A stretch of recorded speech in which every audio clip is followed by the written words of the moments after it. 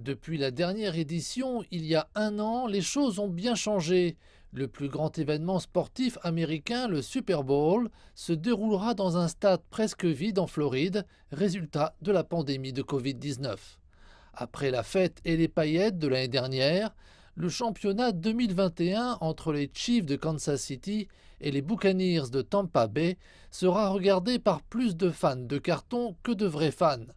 25 000 personnes, dont 7 500 membres du personnel de santé vaccinés, seront au stade Raymond James de Tampa, aux côtés de 30 000 silhouettes faisant office de figurants.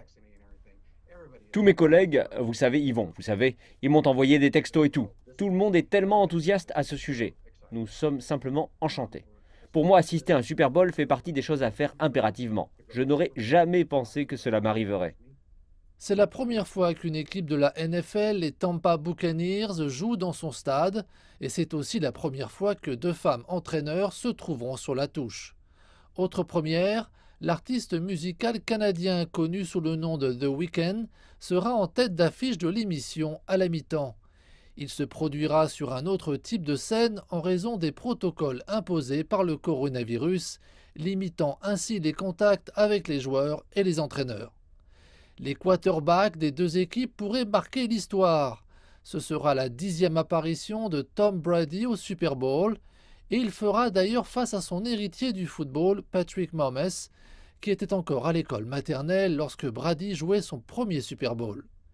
Cette année, la NFL, les artistes et les annonceurs ont changé d'orientation. Tout tourne autour de l'événement télévisé. Plus de 100 millions de personnes le regarderont aux États-Unis et plusieurs dizaines de millions d'autres dans le monde.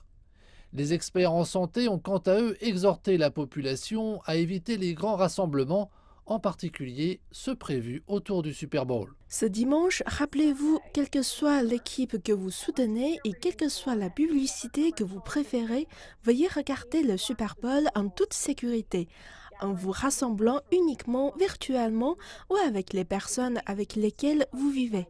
Les CDC ont récemment publié des conseils sur la façon de profiter de la compétition en toute sécurité. Malgré les mises en garde, les autorités sanitaires estiment que le Super Bowl et ses soirées pourraient devenir un autre événement très répandu, bien que pour beaucoup, le jeu soit un répit à toute la tragédie et aux difficultés entourant la pandémie.